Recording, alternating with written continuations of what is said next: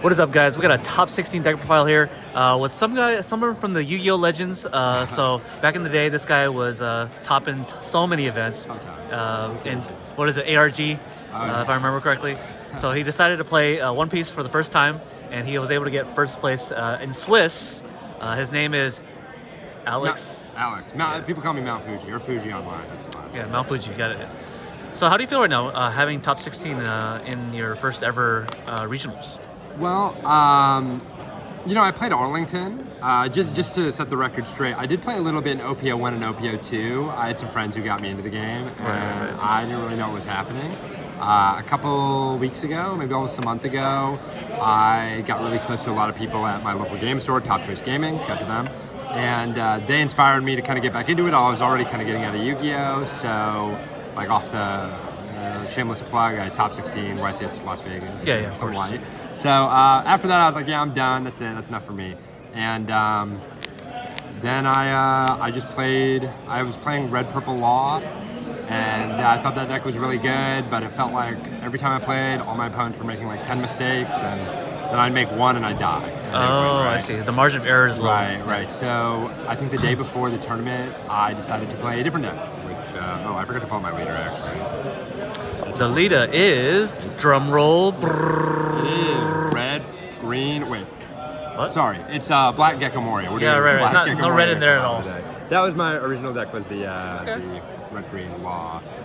How do you feel about the switch last minute? I thought it was really good. The Gecko Moria is like the easiest deck in the format. So honestly, I just did like extra regular stuff, and I got first place after Swiss. I lost in top 8 to Whitebeard.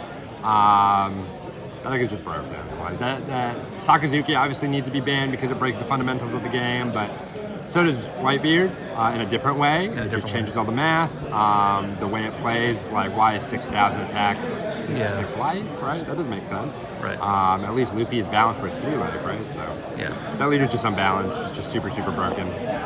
So there was, even if you like attack with all the right numbers and whittle their hand down, if they have enough aggression, you're basically at the mercy of like whatever they draw, which that's never fun, right? Like it's just like a lottery. Yeah, they're drawing 2 cards a turn basically. Drawing 2 cards a turn. They have 10 cards in hand at all times. Even when you go like 6, 6, 6, 6, 6, like all across, right? Yeah.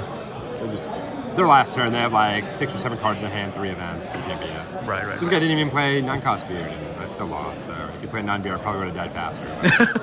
Put you out of your misery. literally. So he had me sit there for a little bit, but it was all right. All my opponents were really, really cool, including the Whitebeard guy, super nice guy. Yeah, he's cool. So I actually really enjoyed this tournament. I thought it was great. Yeah. Did you play another Whitebeard in Swiss? Nope. Hence why I went 10-0 in Swiss. Neos, got it. Yeah. I also didn't play against Black Yellow Luffy at all. Why I went 10-0 in Swiss. Yeah. Is that your hard matchup? It's probably the worst matchup. The worst. Maybe like a 95-5. Yeah. Pretty good. 95. Okay. Yeah. You can win like 5% of the time. They could like brick or. You could like have like a really broken set. You could like high roll them really bad. I see. All right, let's go into your deck profile. Here's the deck. Mr. Alex. Yep. So for engine requirements, I played like the whole Thriller Bark engine. So Forced Injury. Yep. I'm doing it Yu-Gi-Oh! Deck profile style because when they lay all the cards out for you to see, and then you screenshot it, it's great, but you don't know why they played X ratio or why they played Y ratio. And so that kind of hampers innovation. This allows you to kind of springboard off of like my reasoning and my ratios, so that way if you do trim cards, you know why you're trimming cards and for what for, right? I like that. So this is just better. It takes more time to get through the whole deck, but this explanation will probably serve as like a good primer to help people who haven't gotten into Gecko already get into Gecko for the remainder of the format. Sweet. Forced Injury is your starter. This is like the best turn 1 play. You go turn 1, mill 5, Catalyst. And then for the rest of the Thriller Barks, I just played all of them. So for Perona, this is great to follow up with this injury. You just rip their hand. For Absalom and for Hogback, Absalom was probably the one I used the least. Hogback, I like to use, as you guys might have seen in my features, I love to use Hogback a lot. I think being able to recycle 2Ks, similar to how Sakazuki will end the game with a bunch of 2Ks in their hand, is broken. So you are similar to that, but you're also a 5-life leader, and your life might have additional 2Ks in it, whereas Sakazuki probably has a lot of bricks in their life. And then Absalom is good at like clearing threats. I don't clear everything unless my hand is super broken, but like I definitely clear cards like Kuzan with it. Uses Captain Kidd, the blocker, I'll clear that. In the mirror match, I'll use Absalom to clear yeah, literally just Kuzan, honestly. Like, everything else, like I don't go, unless I draw Great Eruption, I don't go for like the Thriller Barks and try and pop them. I generally wait till they turn them sideways and then attack them over and over again. And then the boss monster is 4 copies of Gecko Moria. There's a really, really cool play that I did. A lot of people ask me like, how are you winning? Like your matchups, like what was like a common play you do? First of all, I go second into Sakazuki and the mirror. Actually, I go second into most things. And the play that I do on 8, if I hard draw a Moria, is I will go Moria and play Hogback and Sindri. And if I already have Moria, this play is super broken. But if I don't have Moria, this can high roll me into a Moria. Otherwise, I can add back a 2K, but this is a great value play because oftentimes when they're 7-Dawn turn, they don't have too much pressure. So you're able to just play, especially if you're like trading back and forth with them. So you could just play Moria to like a clear field or a field with a bunch of weenies and black mirrors.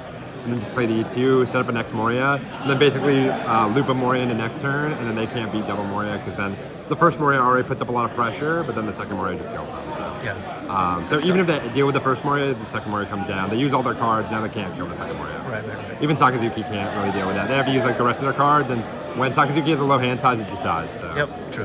Anyway, that's the Thriller Barks.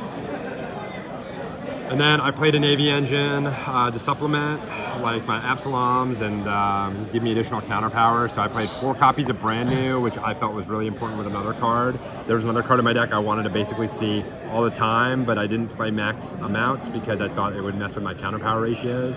So 4 Brand New, it's also a great turn 2 play and great to bring back off Gecko. For Great Eruption, this card is getting banned and this card is just broken, so aptly so. 2 Ice Age, I ended up cutting 2 Ice Age for some other cards that I played. But Ice Age I felt like was not very good because half the time you're using this to blow up Moria, so I'll hold it for a Moria. But then if I didn't have this card, I would just deal with the rest of the board and race their Moria. It didn't really make a lot of sense to just like try and pop their Moria when I can just clear the rest of their board and apply pressure that way and just try and end the game and then wall up with Sabos and Rebecca's and then just see another turn attack them per game. To go along with the rest of the navies, I played 3 Suru, and I ended up actually playing a Tashigi to go with it as an additional 2K option just to add more defense. Even though I played more 2Ks than the average Gecko Moria deck, I still lost a Whitebeard. And then 2 Helmeppo for the Gecko play with Rob Lucci, who is not a Navy card. But the main reason I wanted to max out on Brand New was to see Hina as soon as I could, especially when I go second, because the 6-Dawn play where you go Hina and then Absalom is broken because not only does it take away their board and take away their pressure, but you also put up pressure into 5Ks and then you just go wide. I played this deck kind of like a red-purple law deck where I just wanted to swarm the field. I didn't really want to blow up my opponent's cards at any given point. I felt like if I was doing that, I was probably losing. So I just wanted to attack their guys if they turn them sideways, and that's my removal. And then I just go at life the rest of the time. Got it. So then to go with the Hinas, because you can't really play Hina without Rebecca. Rebecca is super good. And then also with the Rebeccas, I played 4 Sabo, and I thought this card was awesome. I think this card is really, really important, so a lot of people will play 3, sometimes 2. I played it at 4. You can loop it with the Rebecca, but when you don't have Gecko Moria, which you're not going to have Gecko Moria every single time, Sabo is a great option to have. Sabo is also a great option to play leading up to the Gecko Moria turns, where it insulates your board, especially on the 8-Dawn turn if you don't have Gecko Moria, where you can go attack them, play a guy out of your trash, like a Hogback, add like maybe Gecko Moria for the following turn, play Sabo, and then protect your whole board. So if they go Gecko Moria, they actually can't KO any of your guys. So if you did the Hina Absalom play on 6-Dawn turn, and then you do Sabo and summon another guy, then they're facing down after the Gecko. Sometimes I don't even Gecko, right? Like I'll go like Hogback, add back a 2K, and then I have like 5 swings next turn. I just start attacking their life and try and kill them. Just try and race the Gecko down, right? So this card was really good for that. So I wanted to max out on that. If I'm going to max out on Gecko, it just makes sense. Right? Nice. I didn't play Kuzan. That card's through Rob Lucci. I didn't play Kuzan. That card is decent, but it didn't really fit my game plan. So yeah, some people cut it. I mean, a lot of people cut it. I think Borsalino, the 4-drop is terrible. So that card was never going in my deck. The other card I'd play is Brook, because having Brook and Hina, same cost, right? So you could do like Perona and then Brook pop a card. That's almost like Hina Absalom. Yeah. But I felt like that scenario might not happen often enough considering Brook is unsearchable. Yeah. But Brook is really good with the Rebecca, so I don't know. That's a card I'd consider, but I just didn't have space, right? So that is. Oh, I was about to go in my deck box for the side deck. Yeah, there's no side deck in this game. Yeah, right. Here's So the that's pricing the that he deck. got. He got the pudding, the karakuri. Are you selling the karakuri? I hope so. Okay, so yeah. So if you guys are interested, hit him up in the comment section of the video. Hey. Yeah. Trying to sell it for you guys. So I played mostly against just real quick. I played mostly against like Sakazuki and Red Purple Law. Played one mirror, played Whitebeard, and then I played against a Katakuri and a Yamato. There you go. Oh, and an Enel. That was all my matchups. And you won all of them. I did, except for the Whitebeard. Except for the Whitebeard, but that's in the top cut. Yeah. Well, thank you for your deck profile, Mr. Alex. And are you going to be playing OP-07 in the future? I don't know. I have no idea.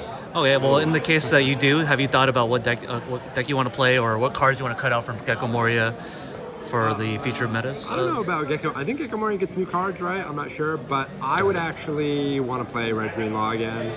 Red Green. Okay. Deck. Yeah, that was like the only deck I played before, like this stuff. So yeah, we have if I can make Cavendish. it work somehow. Yeah, if I can make it work somehow. Sakazuki out of the meta, so that'd be nice. But probably for next set. I mean, they keep printing really strong black cards, so maybe Rob Lucci is the pick out of that. Okay. Well, thank you for the deck profile, and I hope to see you for future metas, and hopefully you consider playing One Piece in the future. Thank you for having me. All right, peace out.